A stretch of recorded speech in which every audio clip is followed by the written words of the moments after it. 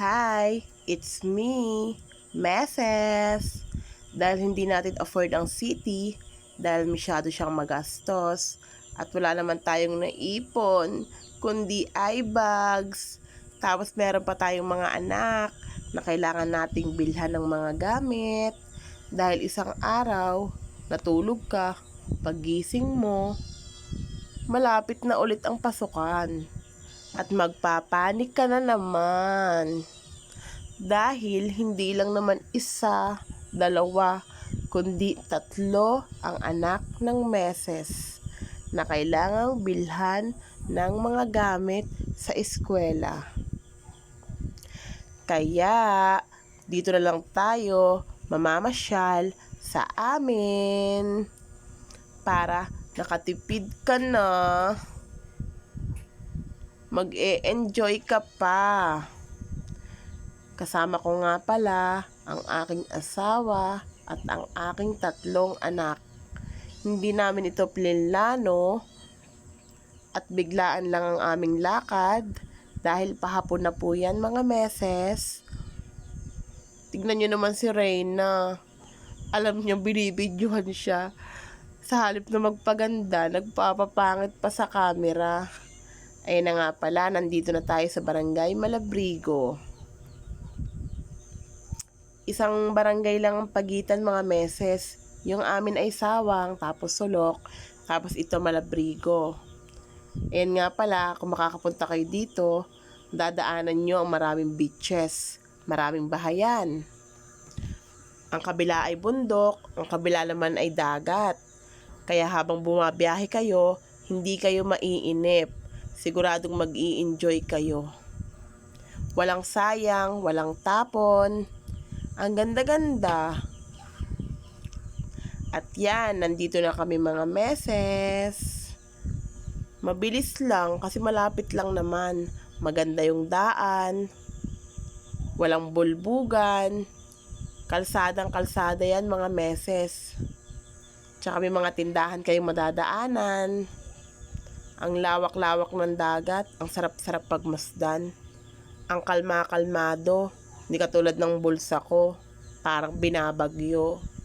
Char! Pero totoo yan. Yung dalawa kong anak may sarili ng mundo. Dahil mga malalaki na sila. Tapos si Reyna, pasunod-sunod pa. Ayan nga pala ang Patag Highlands. Ang ganda ng mga bulaklak dyan.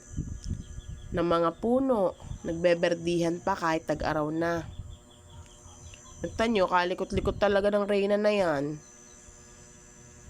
Kahit saan ka talaga tumingin mga Meses, may makikita kang puno ng sampalok. Bakit gayon? Ang bilis na ng panahon. Hindi natin namamalayan, lumipas na naman ang isang buwan. Mahigit na isang buwan na bakasyon ng mga bata. Yung magugulat ka na lang, bibili ka na naman ng mga gamit. Kailangan mo na namang magtago ng itlog. Dahil yan ang pinakaunang babaunin nila. Lalo na kapag may anak ang itlog lover. Meron nga pala dyan nakatambay na barko. Hindi naman kalayuan sa tabi. Nakatigil lang sila diyan. Hindi sila umaalis, hindi umaandar. Parang may dalawang bahay sa itaas, sa ibabaw. Ewan kung nag-aano sila dyan. Ang sarap pakinggan ng hampas ng alon. Yung ingay ng dagat, napakakalmado. Diyan nga pala sa baybaying yan, diyan kami nagtitinda ng balot nung mahal na araw. Diyan kami naglalakad, paparoon at pabalik. Parang ang lapit-lapit lang mga Meses. Pero kapag sakay ka, malayo. Ayan, ang ganda ng view. Tabing karsada nga pala yan mga Meses. Kaya kung pupunta kayo dyan, hindi naman kayo maliligaw. Kasi, kalsada lang kalsada. Tapos, makikita nyo dyan, mababasa nyo naman. Tsaka hindi nyo kailangang gumastos Basta may panggas kayo at hindi kayo magtutulak pabalik sa inyo, ay okay na ang pamamasyal nyo. Meron din diyang mga tindahan sa Paparian bago dumating dyan at saka sa banda-banda ron. Maya-maya nga pala ay silim na. Hindi namin namamalayan ng oras. Dahil kahit nakaupo ka lang, nakatayo, palakad-lakad, paulit-ulit lang. Parang ang sarap-sarap ulit-ulitin. Ang sarap tingnan ng paligid.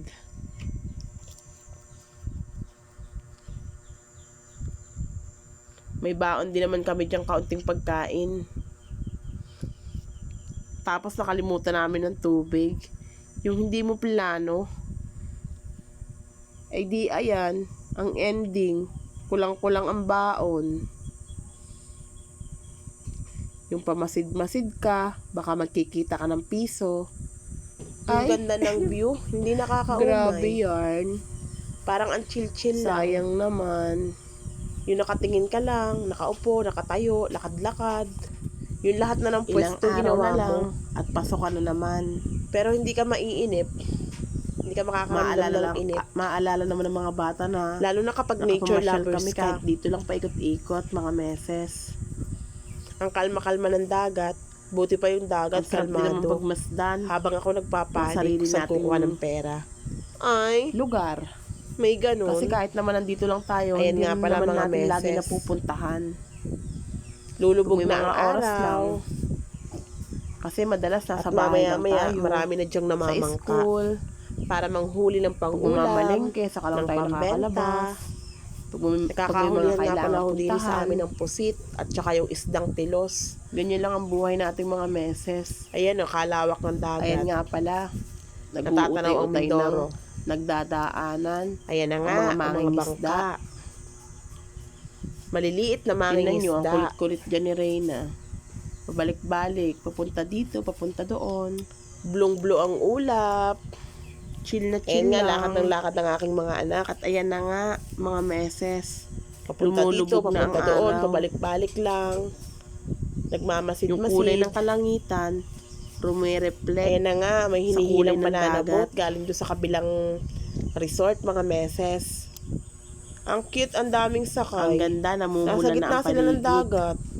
Parang nakakatakot. Ayan na nga ang sunset. Tapos ayan na po ang mga mangingisda. Na ang sarap-sarap panoodin. Na mangingisda na. Kung nakarating ka nga pala mamaya, sa video ito. Na yan. Ang ganda na ng view. Yung namumula yung langit. Maraming tapos salamat sa iyong panood. Saring hindi ka magsawang panoorin ang video ni Meses. Nakakakalma ng isip. Bye-bye. Thank you. Basta yun na yun. Ang cute-cute. Marinig mo ang hampas ng alon.